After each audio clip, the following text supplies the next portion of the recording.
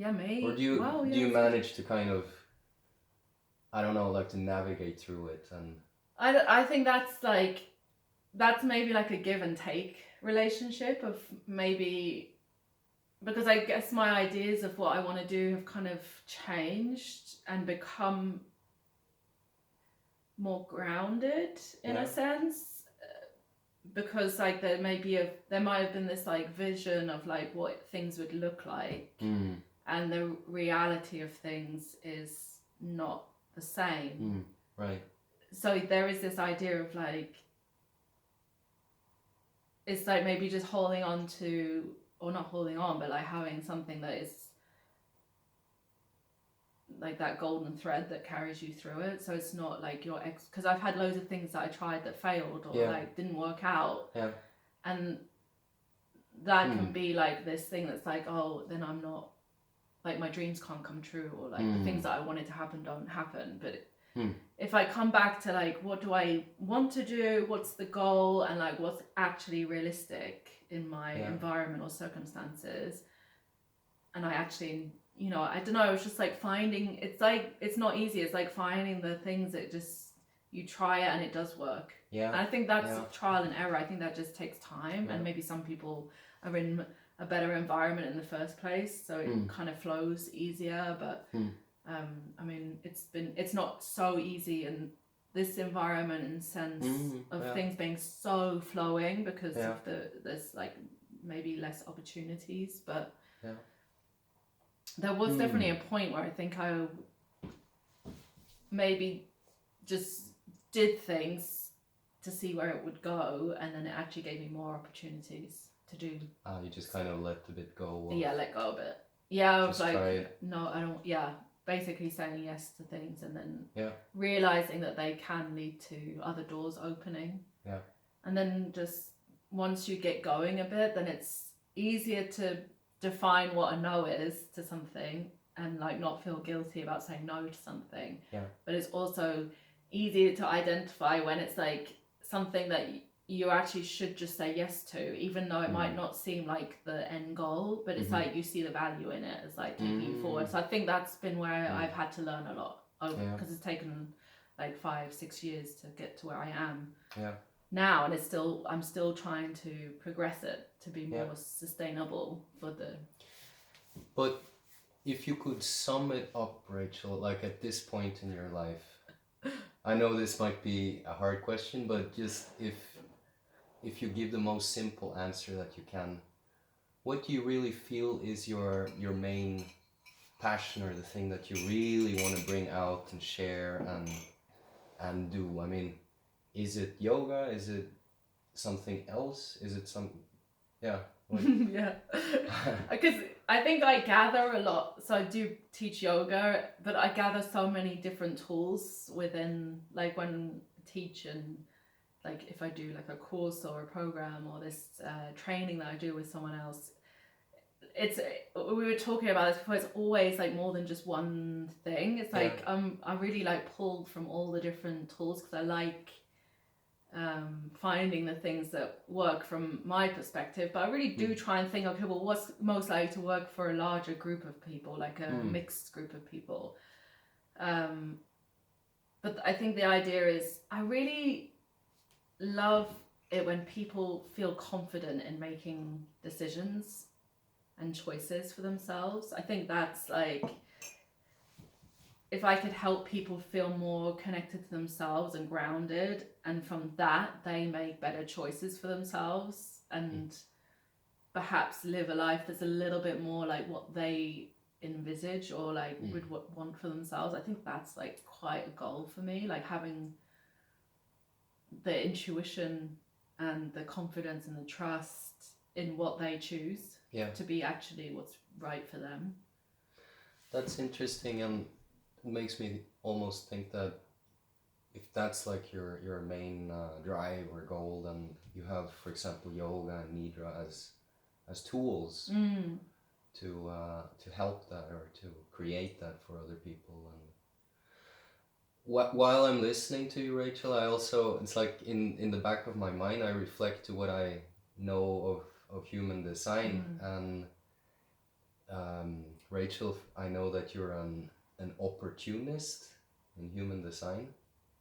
It's a person who has the number 4 in their profile, and it seems like the way that you work with things, it is a bit like opportunistic, that you're realistic, but that you also look for the opportunities, like you say, that maybe this might be an opportunity to develop, and that there are many kind of bits and pieces of experience that go together. Yeah, that's very true. And also you're in your human design profile, you have a number 1, and the number 1 is for the person who likes to build a base of experience or knowledge, to have like a solid foundation to stand on, and I kind of see that it seems like you maybe I was a bit, or people might get a bit the wrong impression about you, because one might think that, okay, Rachel's main passion, or what you're really doing, it's about yoga and teaching yoga and perhaps the nidra, but maybe there's more to it, like that's maybe just one part of really what you're what you're into sharing. Yeah, for sure. I mean, I wouldn't say like if you want a yoga teacher, come to me. Like I actually wouldn't like say I'm the best yoga teacher out there. Like I would actually direct you to someone that really. I mean, I could answer many questions, I'm sure, but it just isn't what the thing that I identify as in what I do. But it's more like looking at the ways in which we work as humans, like how we, because then so many things come into that, and it's like the yoga is amazing, and then there's like many things like breath work or human design, or you know, there's just so many things that have benefits, and I think that's why it can be a bit like confusing to explain like what it is that I do. But I just really have like that foundation for me has been like building up like what actually is like useful and effective. And that is the most like not mainstream, but the most like simple for other people to also bring into their lives instead. Because maybe I love yoga and I loved learning about yoga, but I don't expect everyone else in the world to go out and study yoga or the philosophy of it. And I would encourage someone to do it if they were interested. But at the end of the day, I'm like, what's for me are the key points and the key things that I can share with others. And not say that that's not part of yoga, but just be like, how can I simplify things so that people can... How can you connect? Make it easier for people to not feel... like it's too strange perhaps, or unrelatable. Or just that they're never going to... Most of these things, I find that people are just never going to prioritize. Someone might be really interested in yoga, but they're just never going to prioritize learning about it.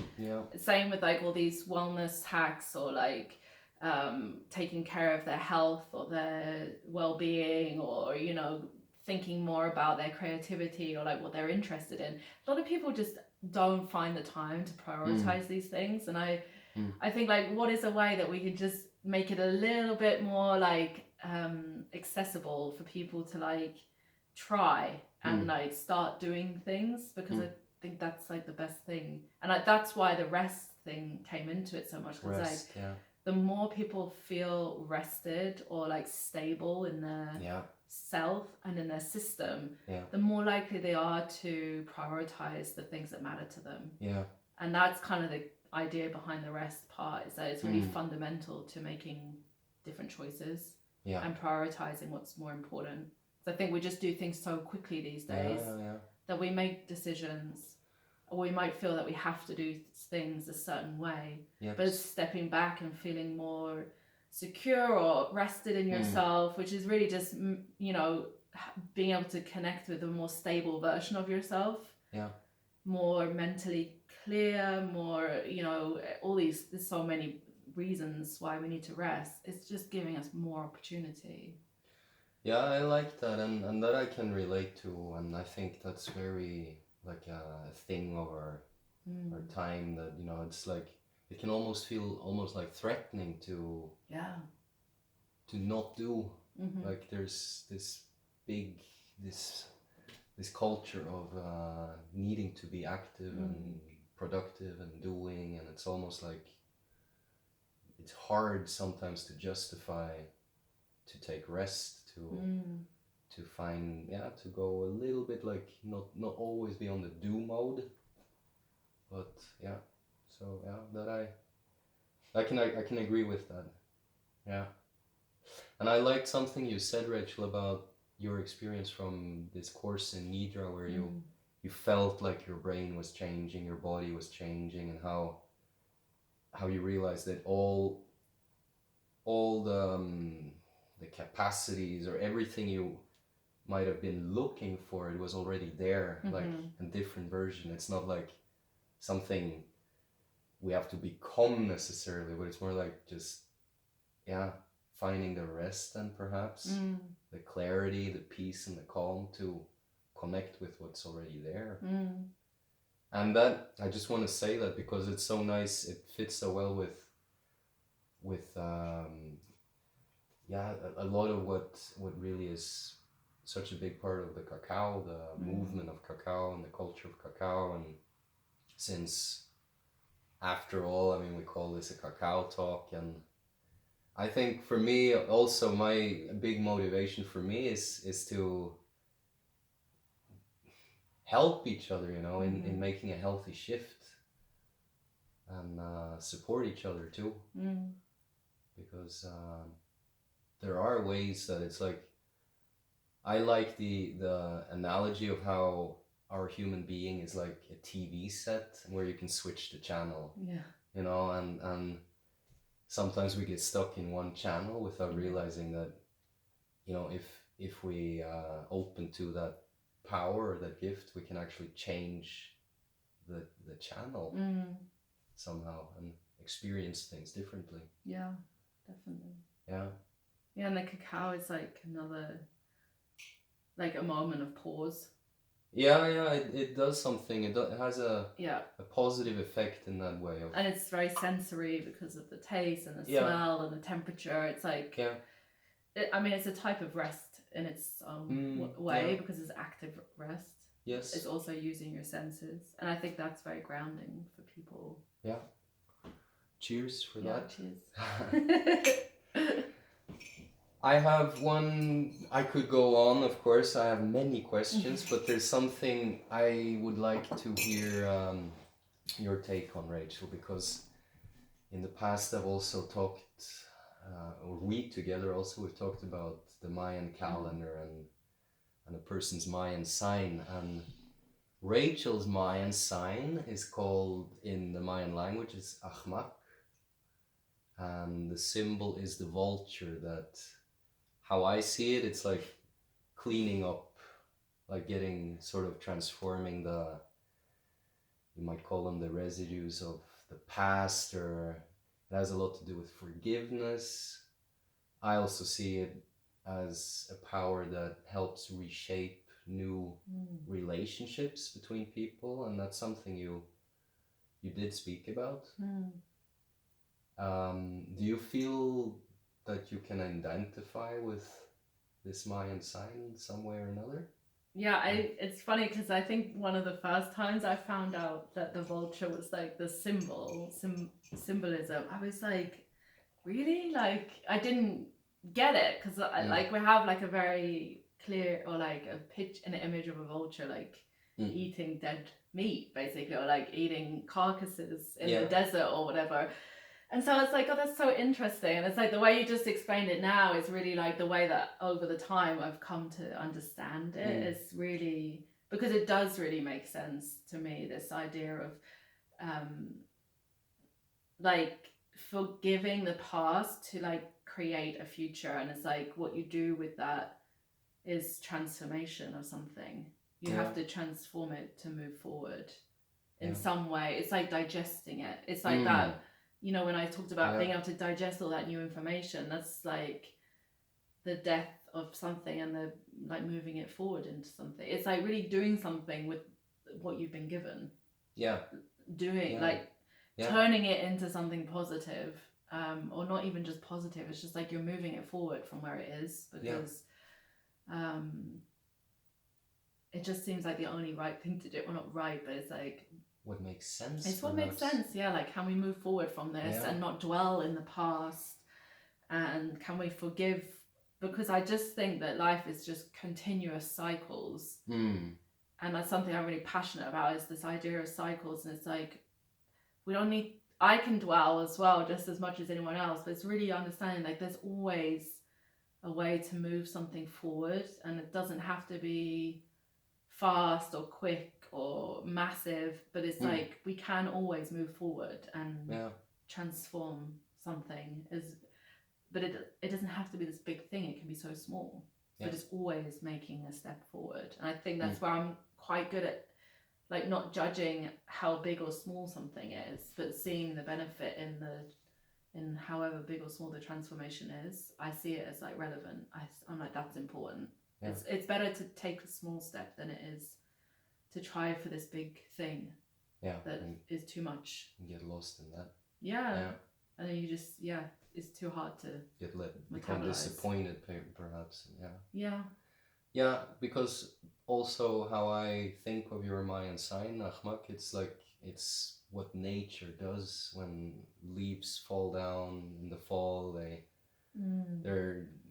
Something happens with them when things die. Whatever living thing is dead, and I think that's the symbol of the vulture, that it's natural that things become broken down, so to say, and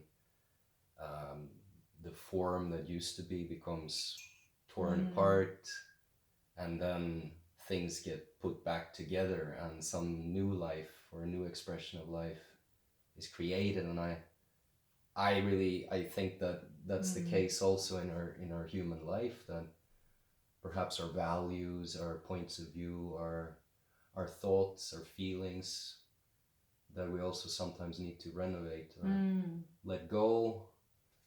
And it's not that everything disappears, but to maybe let it become transformed and let it kind of be the builder of a new expression.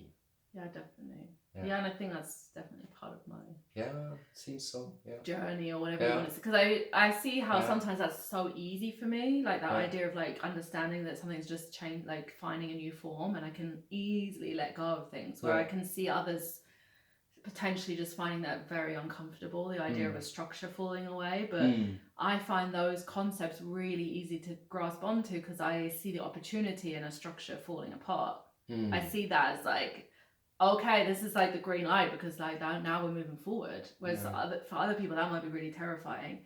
But I know like sometimes that's not how I experience it either, because it depends how identified I am with something or how emotionally attached I am to something. But in general, I'm quite good with that concept of like, oh, it's fine if something falls apart, because it's just the way it wasn't meant to be then, or it wasn't working. Like if something's not working, then why hold on to it? And like having that like clarity of like, well, there's a reason for this, so what do we rebuild instead? Right. Yeah. That's very nice, Rachel. And you know what, to like lastly, I would like for people, if anyone is interested to know a bit more about you, or perhaps, I don't know, join a session, one of the sessions that you're offering, is there a way that people can connect with you, and also what types of like specific offers do you have for people? Thanks. So at the moment I teach like a yoga type class in Yailo, which people can contact me about signing up to, or find it on Facebook. It's just my name, Rachel Brownbridge. Right. And I always post like the schedules, or like if I have a course coming up. I've been focusing a lot on the core and the pelvic floor, like women's health, but also like the classes are for everyone. I really try and like aim like the normal classes to everybody, and I do a lot of privates as well with rehabilitation or helping people come back from injuries or things like that. And then the other part of my work is I work with someone else I work with another yoga teacher who's also like, we have similar interests around the rest. Yeah. And that's where the work is probably more deep in terms of like the depth of what we go into, and where we probably share a lot of what we know.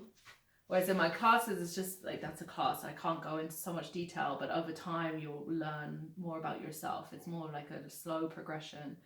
But the work I do with Claudia is really designed to explore relationships with rest. Yeah. And then also like on a personal level, and then also to facilitate training for other people that want to help others with rest. So we have a teacher training that goes on for 12 weeks, and that's all about learning what yoga nidra is, and also what's happening in the mind, the brain, the body, like, and we just go through different modules of like making it a usable skill set that you can bring into your workplace, whether you're like a teacher or a therapist or a yoga teacher, or working in some sort of center where you work with people one-on-one, or with therapy. It's really like, because rest is such a big issue these days with like stress and people not getting enough sleep, so having like big sleep debt, and it's really like our way of finding a solution that fits into many different categories. Yeah. So people can train in something and it be an additional tool that they use in their daily life for themselves, but also working with others. Yes. So I think it's this idea of like, we know people are stressed and we can kind of recognize sometimes when someone's stressed or tired. Yeah. But there's actually like so much we can do with that information, and also more that we can be aware of, and what we can change in the way that we work with people like that. So I think that's our idea behind the rest part, is making relationships in workplaces or between clients and people more catered to like the state that they turn up in, which is often tired and yes. Exhausted or going through something stressful. So and then it's through your name, Rachel Brownbridge on my website is just my name. Okay. The website probably has more about me and what I do, and then rachelbrownbridge.com. Okay.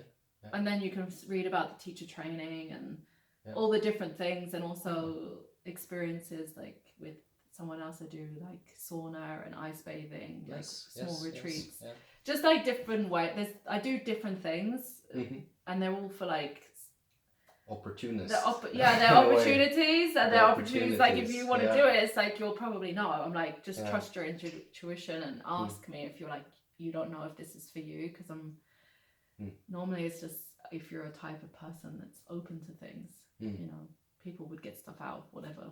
So that's really nice, Rachel. And during the last thing you said, it just comes to my mind how there's a big difference between acting on what's your passion, like what really comes from your core passion, and what kind of might be like an anxiety, because sometimes we might think that we're going full blast forwards with something and we become almost like obsessed with it.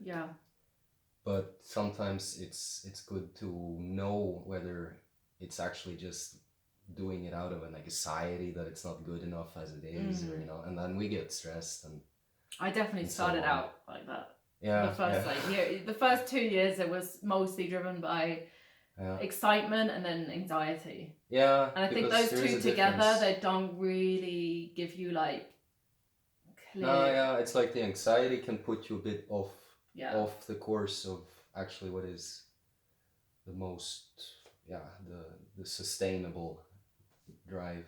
And I think that's just the patience and the learning and the letting go comes into all of that, to be able to like come back to some sort of stable ground and be like work your way up from there. So I think that's why it can take time, and it's really like, if you don't, for me it's like, can I see myself doing anything else? It's like, not unless I'm some sort of like dream, I don't know, but actually it's like always kind of, what do I see myself doing? And what could I feel myself doing and being happy doing it? And I think keeping that as like a goal in mind, Because then it was so easy to be like, well, it might not be working now, but I'm not going to give up because I No, don't have any other thing that I want to do. So as long as I still have security and support that enables me to carry on, I think that's something that we don't always have. It's like the safety net around us, which I was lucky to have. Yeah, but maybe that's also something you consciously or unconsciously navigated towards, because I think that's part of it, that we recognize the support that life is offering us one way or another. And accepting it. Yeah, and not feeling guilty maybe for choosing things that maybe don't make you look like you're necessarily sensible or smart, or it's just being like, okay, I just got to take this opportunity because it feels like the right opportunity, and make mistakes because I made a ton of mistakes, so it's definitely not like, oh, and now you're successful. It's like I think it's continuous. It's a journey. Yeah, it's lifelong. Well, thank you very much, Rachel. It was an interesting talk. Yeah, thank you. Anything last minute you wanna add that we haven't covered or not? No, I think everyone should get interviewed in their life. Yeah, because I think it's just to be able to come up with the answers and be as authentic as in the moment. Obviously. Yeah. I think it's so helpful for us as humans. Oh, absolutely. Yeah, I agree. I think everyone. I learn things. Yeah. Also, So thank you. It's good. Thank you. Good Rachel. timing. Yes. The new beginnings in August. All right. I think we can manage exactly 1 hour, so that's great. Wow. Okay, that was. Thanks to whoever might be watching, and then Thank you. If anyone would like to know or contact Rachel, then it's. The easy thing is Instagram, Facebook, or website. And it's all my name. Rachel Brownbridge. Yes. All right. Thanks, Rachel. Thank you.